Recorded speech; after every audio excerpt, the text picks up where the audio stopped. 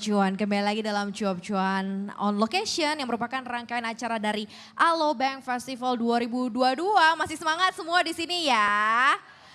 Masih dong ya, karena kita baru mau mulai nih ya kelas atau diskusi kita hari ini. Dan kalau seandainya ada yang mau tanya nanti siap-siap ya, karena bagi penonton aktif nanti akan ada hadiah giveaway ya, tiket indoor nih bocorannya ya. Jadi harus siapin pertanyaan.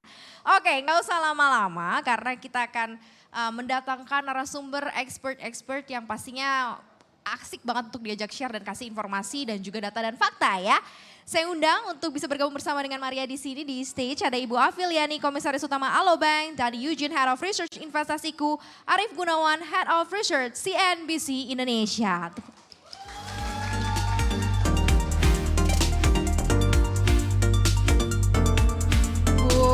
Selamat datang Pak Dani dan juga Mas Argun. Langsung berasa umurnya terdowngrade Bu.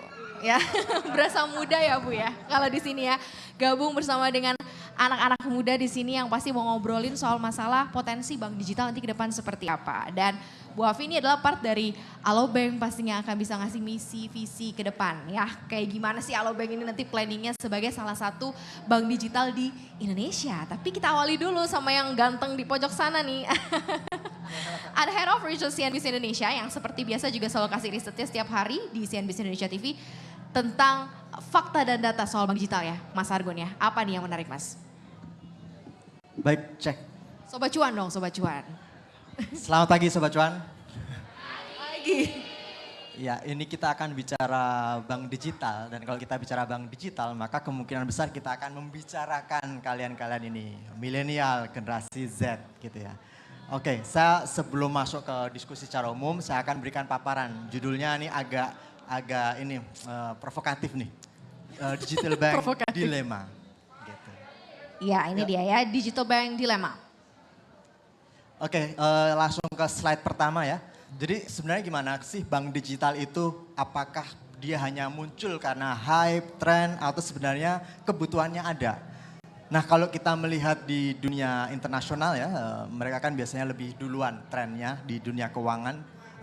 Kita ambil riset dari Cisco, mereka mengatakan bahwa 43% nasabah perbankan biasa ya, perbankan non digital, mereka ternyata merasa layanan yang diberikan bank-bank mereka kok tidak bisa memenuhi kebutuhan mereka sepenuhnya gitu. Dan dari situ ada yaitu kemudian ada lanjutan pertanyaan ya. Apakah Anda akan mau memakai layanan perbankan, layanan keuangan yang tidak disediakan oleh bank? Dan mereka menyatakan nggak masalah, nggak harus bank. Yang penting saya perlu misalnya investasi, perlu transaksi dengan mudah, itu bisa saya dapatkan. Nah 80% mengatakan mereka nggak masalah ambil layanan non-bank jika itu memenuhi kebutuhan keuangan mereka. Dan dari sinilah biasanya muncul fintech gitu ya, financial technology. Benar. Nah dari situ kita akan memahami bahwa sebenarnya masyarakat itu sudah berubah gitu. Bahwa mereka tidak lagi pihak yang pasif. Kalau zaman dulu nih, zaman saya misalnya waktu masih kecil, masih remaja gitu lah ya. 20 tahun lalu Mas ya. Rahasia. Nah itu kita misalnya mau ke bank, gitu kita tidak bisa memilih. Jadi bank itu memberikan apa misalnya, layanannya apa, tabungan. Oh saya bisa nggak sih tabungan yang nanti hanya jangka waktunya 5 bulan aja, nanti duitnya bisa saya ambil untuk beli tiket misalnya. Nggak ada, nggak bisa. Dulu bank ya hanya memberikan layanan kalau Anda mau nabung, ya syaratnya ABCDE dan prosedurnya ABCDE dan ketentuannya ABCDE. Nggak bisa diubah. Nah disinilah muncul bank digital bahwa mereka ingin memberikan layanan keuangan yang bisa memenuhi keinginan atau kebutuhan nasabahnya secara individu gitu. Jadi personalized bank istilahnya di tataran retail gitu ya. Oke lanjutnya di Indonesia bagaimana pertumbuhannya kalau tadi bisa bicara data gitu ya. Layanan keuangan perbankan digital ini kita bicara soal layanan keuangan yang disediakan oleh Alobank, kemudian juga layanan internet banking gitu ya. Itu transaksinya sudah berapa itu? 49.734 Ya. triliun. Itu pada tahun 2022. Dan itu sudah meningkat nyaris 2 kali lipat dari 2017 yang 2017 atau 2018 tadi ketika riset Cisco muncul gitu bahwa mereka memetakan akan ada perubahan Dan itu ternyata terbukti di Indonesia sudah berjalan gitu ya. Banyak orang yang memilih layanan keuangan perbankan digital gitu. Ya, saya pikir kita langsung akan bicara soal dilemanya. Nah, kesulitan atau tantangan kita menggarap pasar digital adalah yang akan digarap konsumennya itu kebanyakan kaum milenial. Dan kaum milenial ini berbeda dibandingkan kaum yang sebelumnya, old generation lah ya. Nah kalau milenial ini kan kita tahu mereka itu sangat teknologi base gitu ya aktivitasnya. Mereka ini kaum rebahan, tapi rebahan yang produktif. Jadi meskipun rebahan tapi mereka bisa transaksi, bisa trading, bisa investasi gitu ya. Dan ini membuat mereka menjadi lebih fluid. Artinya apa? Pilihannya banyak. Jadi kalau kita bicara bank digital di Indonesia itu kan udah 11 yang murni digital ya. Nah itu bisa dengan mudah itu diakses atau diinstal oleh semua kalangan milenial. Karena mereka punya gadget, ada data, install aja, dapat promo, mereka akan install. Saya yakin yang ada di sini e-commerce misalnya punya lebih daripada satu. Ngaku nggak? Iya karena itu mereka lebih fluent, lebih mudah. Ada pilihan, ada promo, diambil gitu ya. Nah tapi ini perbankan Bu Afi nanti juga harus mengantisipasi ini nih gimana strateginya gini ya.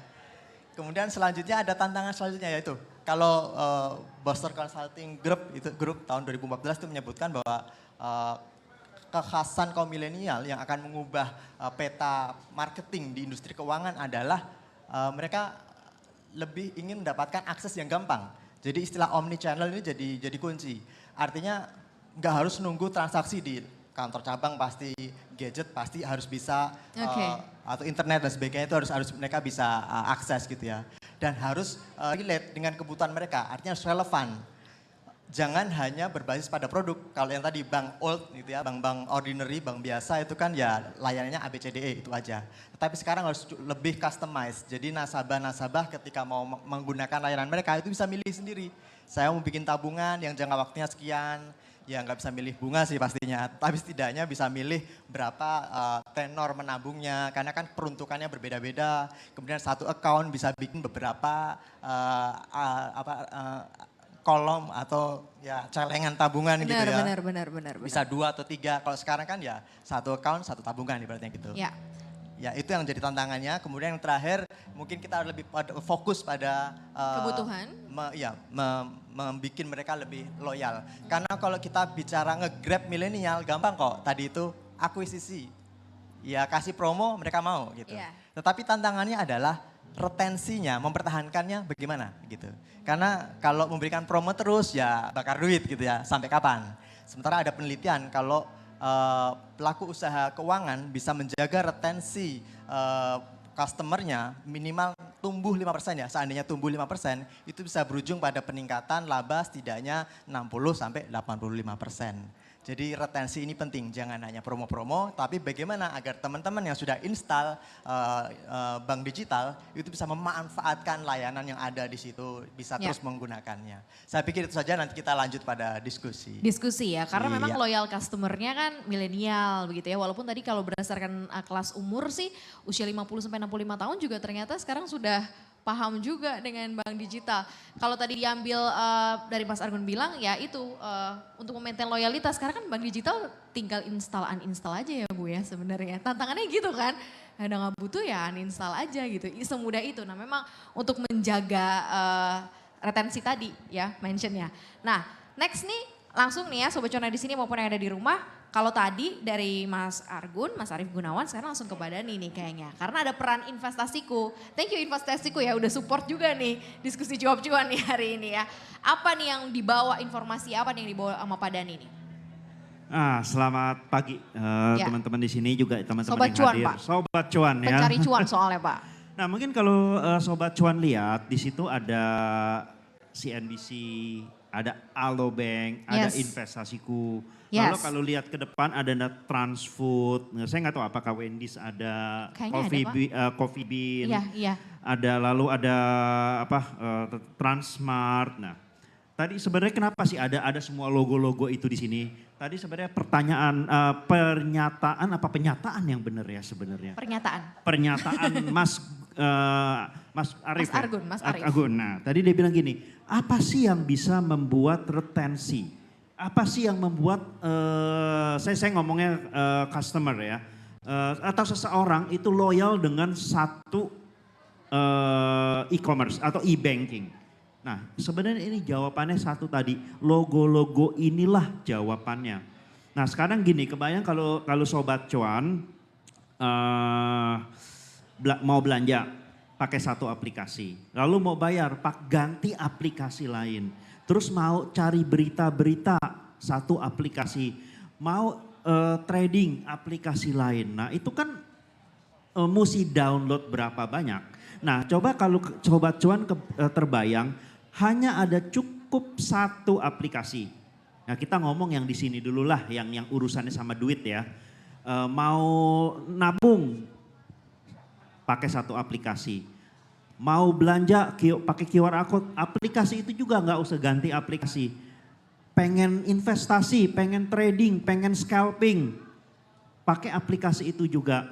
Nah, sebelum trading kan kita mesti cari informasi tuh, pakai aplikasi itu juga. Nah, itulah yang menjadi kekuatan dari ekosistemnya CT Corpora, ekosistemnya Alobank, yang dimana saat ini di tempat kita aja ini ada tiga unit bisnis yang bersatu. CNBC yang punya acara, yang punya duit. Ibu Afi Alobank. Nah, kalau kalian semua mau trading saham ke investasiku. Nah, itu poinnya. Nah, jadi jawabannya Mas Gun itu apa sih yang membuat retensi? Satu, sinergi, nggak usah ribet ganti-ganti aplikasi. Nah, coba kita lihat investasiku. Investasi apa sih? Investasiku itu saya bilang suatu platform yang ada di ekosistem CT Corpora. Jadi kalau Sobat Cuan mau menggandakan keuangannya, asetnya melalui saham, melalui reksadana, melalui obligasi, tempatnya di investasiku gitu. Nah, apa sih yang menjadi keunggulan investasiku? Nah, saya ngelihatnya agak muter begini nih ya. Buka rekening hanya 1 hari kerja. Sebenarnya 3 jam juga bisa. Cuman karena kita pada saat buka rekening ada hubungannya dengan pihak lain seperti Dukcapil. Nah, itu tuh kadang-kadang tergantung mereka. Tapi kalau nggak ada masalah 3 jam. Nah, saya ingat dulu waktu saya kalau buka rekening tuh, datang ke bank, isi formulir banyak-banyak, datang ke sekuritas, isi formulir. Nanti ATM-nya 1 minggu lagi suruh balik. Nah, kalau sekarang Gen Z, Gen Y disuruh begitu, dia bilang forget it lah, gue pindah ke tempat lain gitu kan.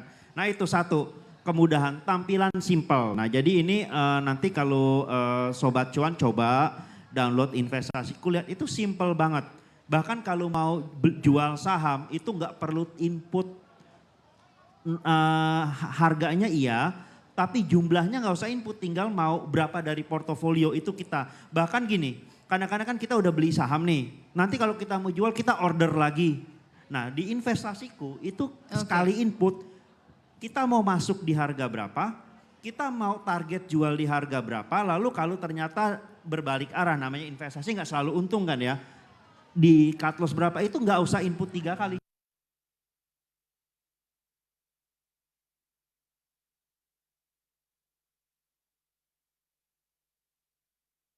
Jadi kalau investasi kan nggak boleh investasi yang aneh-aneh. Ya kita harus tahu ini kita beli sahamnya bener apa enggak. Nah, tahu bener apa enggaknya dari mana? Dari CNBC. Nah, jadi nanti uniknya nanti ada di slide berikut. Tetapi intinya uniknya dengan cukup satu aplikasi bisa tahu berita, bisa investasi juga. Lalu tadi saya udah bilang kita bisa saham, obligasi dan reksadana. Trading ideas. Nah, tadi kalau Sobat Cuan lihat jam 8.30 itu kita setiap hari ada IG live. Nah, itu kalau mau lihat itu suhunya ada di belakang tuh. Cari aja tuh di meja yang namanya Fatlila Kutsi. Nah, itu dukunnya tuh. Gitu. Jadi nanti Sobat Cuan mulai hari Senin coba aja masuk ke Instagramnya investasiku. Nah, itu setiap hari ada ide-ide trading yang tentunya data disupport oleh CNBC gitu. Lalu ada EduFest. Nah, ini juga kita maunya nggak mau, kita inginnya teman-teman Sobat Cuan yang trading di investasiku itu sebisa mungkin jangan rugi. Makanya kita ada namanya edukasi. Nah, di itu nanti bisa masuk mau tahu apa aja tentang saham, tentang trading, tentang PE ratio, apapun itu ada di sana.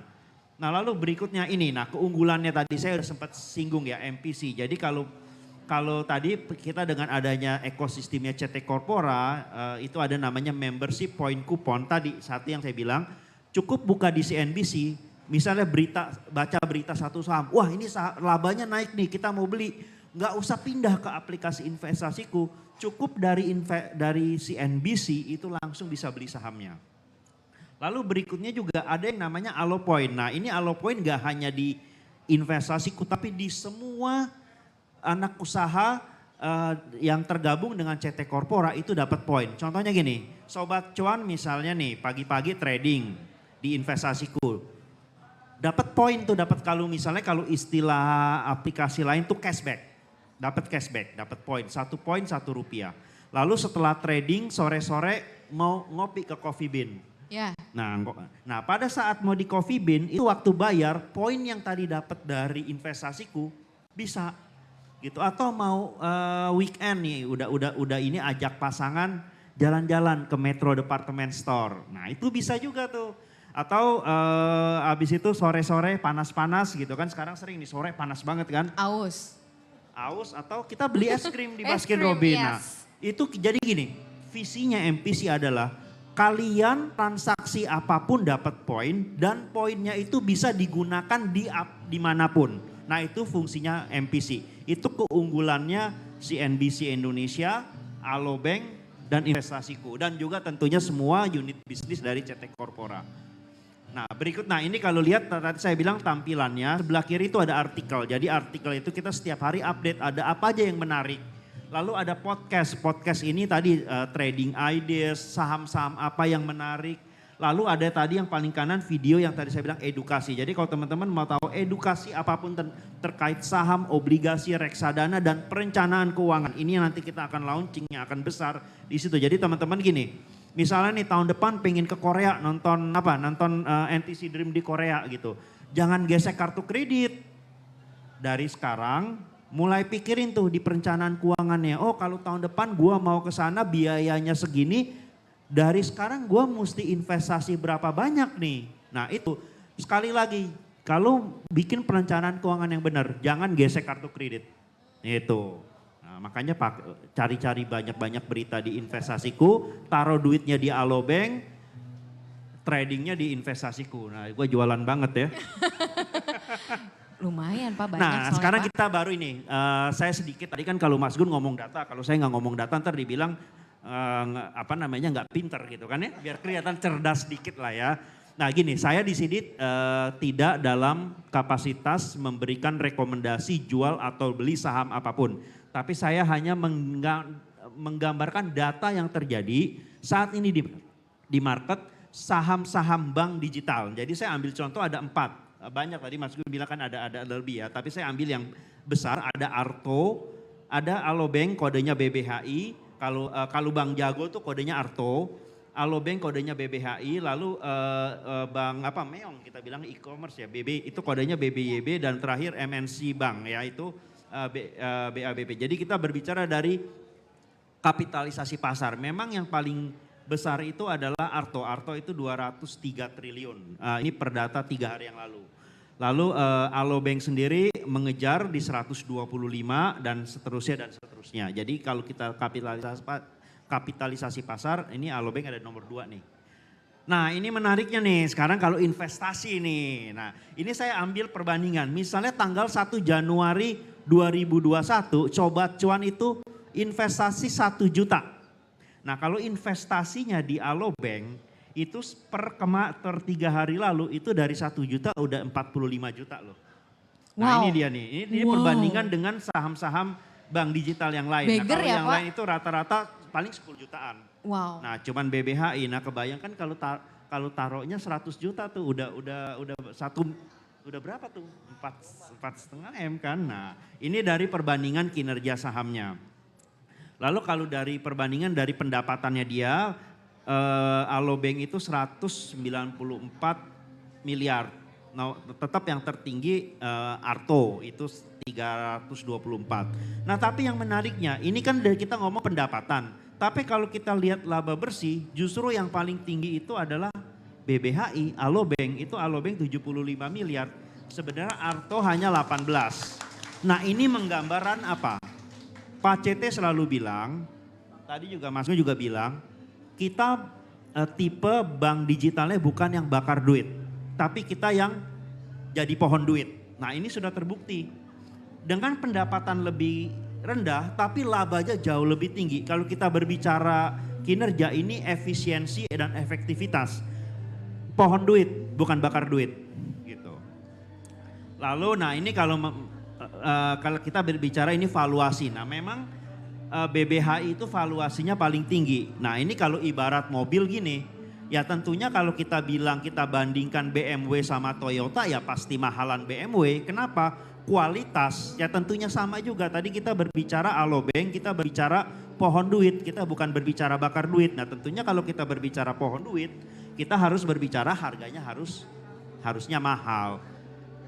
Nah mungkin dari saya itu sedikit paparan tadi tentang ini kerjasama 3 logo ini. Lalu secara singkat tentang bank digital di pasar modal Indonesia. Gila, keren banget. Tepuk tangan dong buat Pak Dani Eugene dan juga Mas Arief Gunawan yang sudah memberikan pemaparan sekaligus juga gambaran ya. Di sini kita sama-sama belajar ya Sobat Cuan. Dan ini pasti untuk masa depannya para milenial nih yang mungkin nanti pensiunnya masih 30-35 tahun lagi, apa yang harus disiapkan. Hadirnya Alobank, investasiku dan pasti CNBC Indonesia kolaps nih. Kita collab bareng untuk bisa menghasilkan informasi yang juga mumpuni. Nah Bu, nanti saya minta tanggapannya Bu ya, tapi jeda dulu ya, sedikit aja ya Bu Afi ya. Jangan kemana-mana Sobat Cuan, tetap bersama kami di Cuap Cuan on Location di Alo Festival 20-22 Mei. Kita kembali sesaat lagi.